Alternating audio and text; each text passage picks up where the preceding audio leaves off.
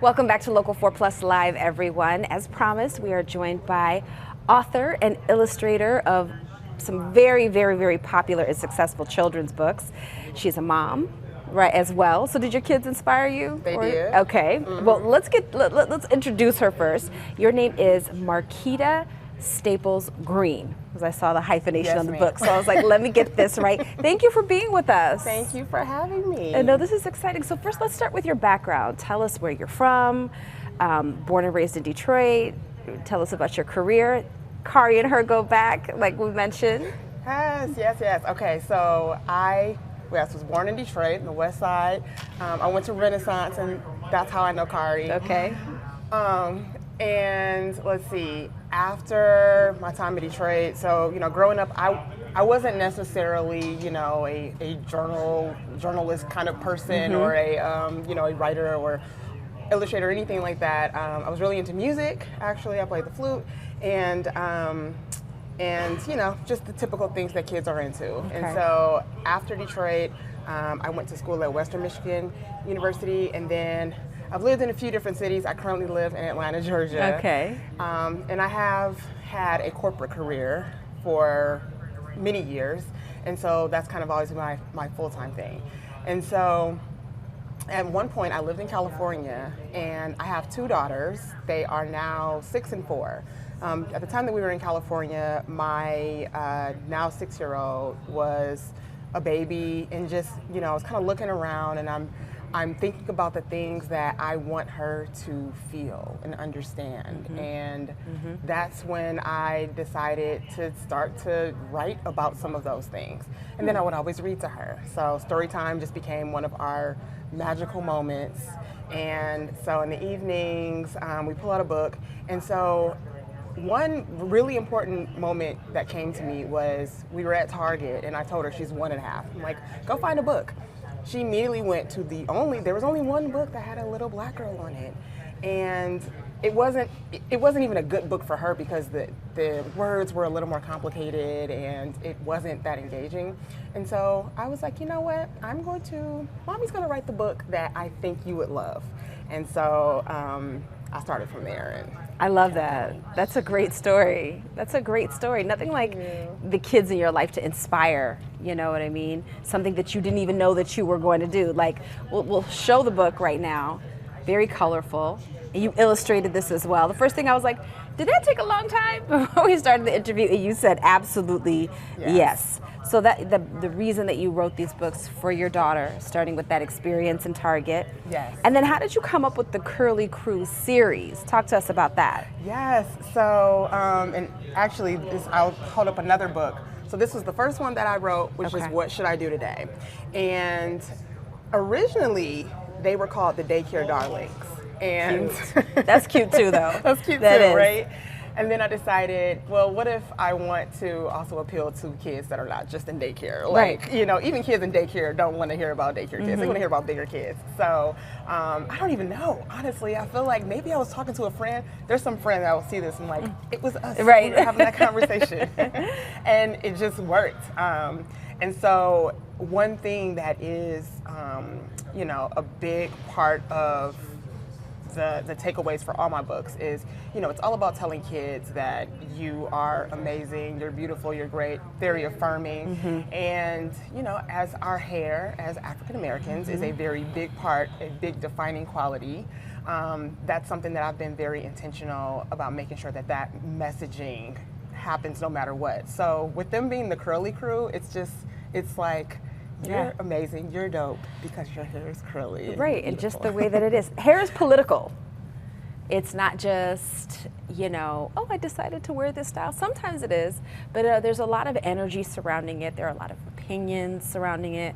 There are a lot of respectability politics surrounding all of it. So to help kids feel good about their hair, starting from a young age, is amazing.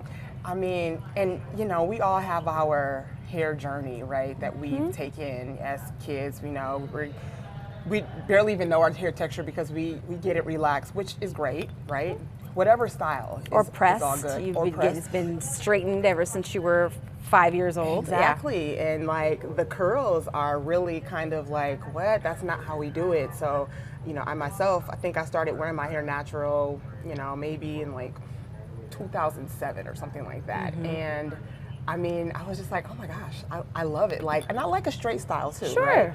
right? But just that energy with us now really embracing that is so, it's so cool for this generation to be able to have the variety and it be like acceptable and beautiful. That's right. That's right. I was walking in the mall with my mom, and we saw this huge Victoria's Secret advertisement. You know how they have the big pictures, and the girl had cornrows. And my mom was like, who would have ever thought we would see the day where we would see a woman with cornrows, and that's shown as like beautiful and desirable. So things have changed, it's progressed. Yes. You know, and this is a grown woman, my mom, and still like in awe, like, wow, how amazing is that to see? Right? Yeah, and it's then a lot. Even like the workplace, you know, you can like show up in your locks or your braids and yeah, it's really exciting. So tell us about the new book, C is for Curly. Why is it so special to you? I was hoping you'd ask that because that's just a natural lead in. So, What Should I Do Today, the first book that I showed, was actually supposed to be a hair book.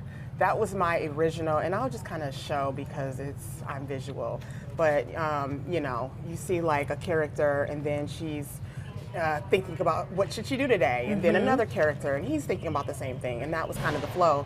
But the original words were, you know, something like, my hair is, I have these puffs and they're cute, you know, so on. And then I decided I want the hair part to just more so be about the illustrations, and then let's come up with a different messaging. And so that's why I had What Should I Do Today, which is great.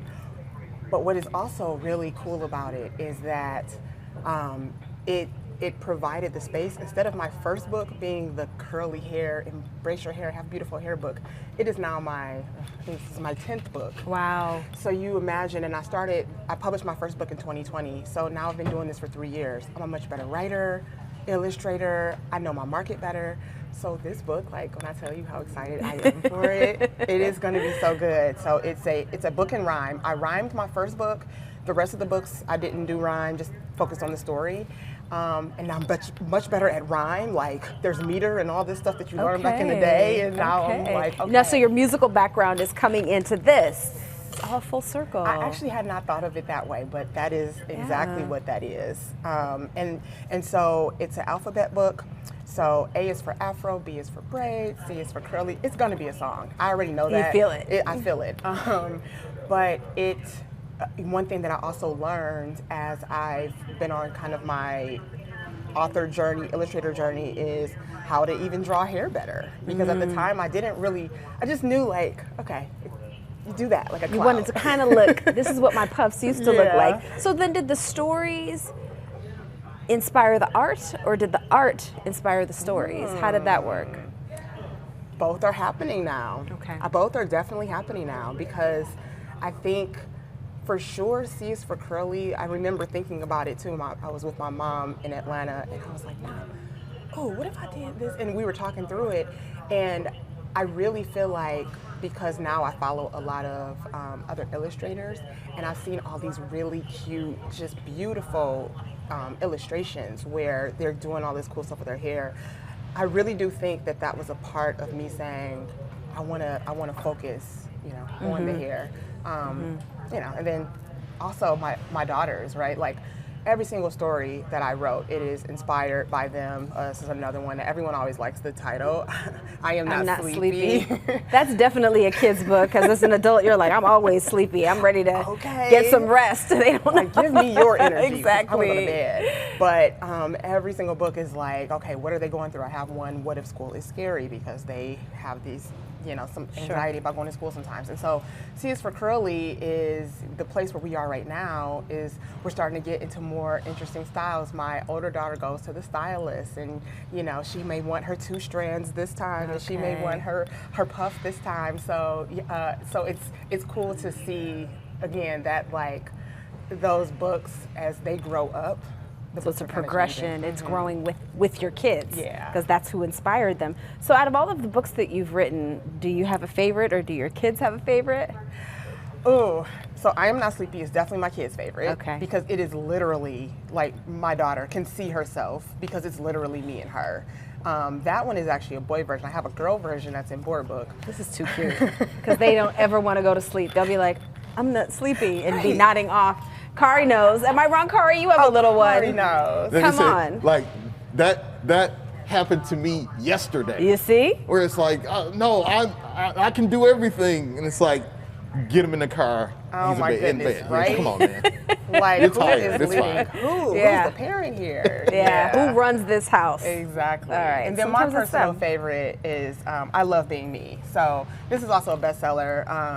And it's just all self-empowering. I wanted it to be, just like as an example, I wanted it to be fun for kids, right? Saying their affirmations, but also kind of silly. So, I love my lips. Auntie leaves her lipstick out just for me. Wow. Aw. Right? I mean, not to encourage the kids to go into Auntie's purse and get a lipstick, Right. but it is, I find that it just, keeps the kid entertained, engaged, because that's what I want to do. I want them to, the books are designed for young readers, so kind of babies. Like, people are like, but I only have a 1-year-old. Like, exactly. That is the Okay. perfect time to start reading to your kid because they start to pick up those words. So it's engaging at that young age, and so then they love to read, and that's something that is near and dear to me. That kids are excited about books and learning.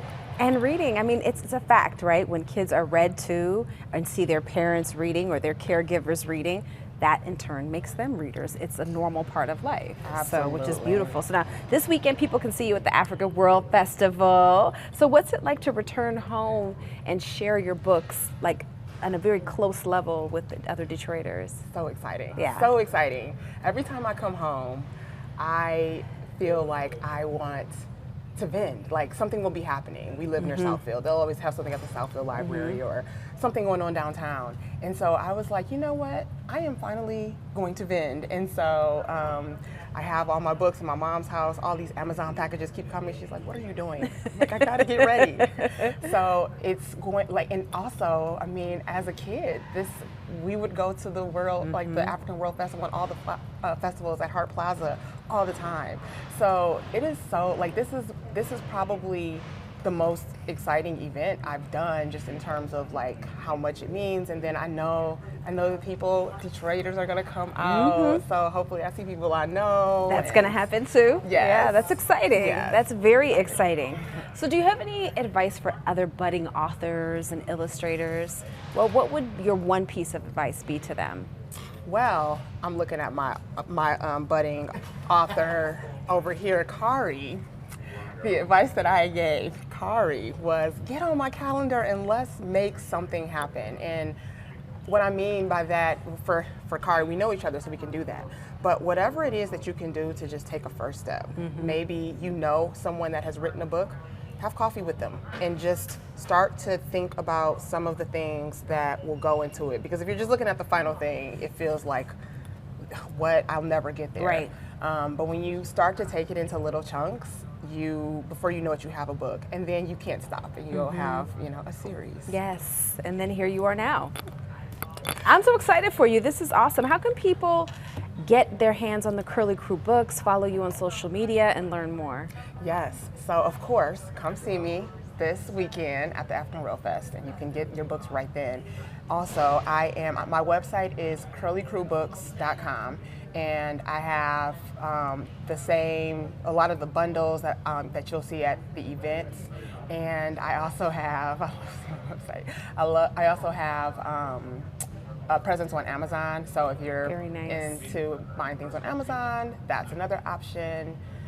And then as far as if you want to follow me, you want to just check out some of the things that I talk about and post about, I'm Curly Crew Books on Instagram and on TikTok. Okay, now let's go back to the website really quickly, because there's something I saw on there that was really cool, because she's basically letting you guys know what's about to happen. Your child's home library is about to be so much doper. I love that. I love that. You're speaking to a very specific group of people who are going to be like, oh, is it? Let's see how this is going to happen. Yes. I like that. Oh, thank you. The hip hop generation all grown up. Yes. This is very good. Come on, Kari. And I guess, like, to delve into that a little deeper, I might have heard something about you like translating your book into AAVE or something like that. What's that about? Yes. Okay. So that was a really cool journey that I now understand what I needed to do with that. But basically, I decided to take this book, I Am Not Sleepy, and change it to I Ain't Sleepy. Okay. And it started off, honestly, as just a project. Like, let's just see what this sounds like, because I don't know if we had I guess back in the day, they referred to it as what was it, Ebonics. Yes. And it was a long time ago. A long time ago, right? And that was a fiasco, and it was like, what? We're not teaching our kids to speak this way. So now we're revisiting it. It is now the new term that we use is African American Vernacular English, or AAVE or AAE. And so I saw a lot of people talking about it from that point of view, and I was like, let's see what it would look like if we were to change the words.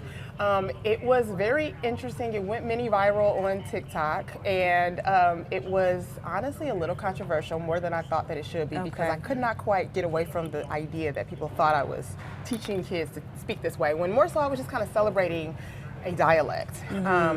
But the good thing that came out of it is, and I have it with me today, is I created an adult coloring book. And so it's called Phrases from the Culture.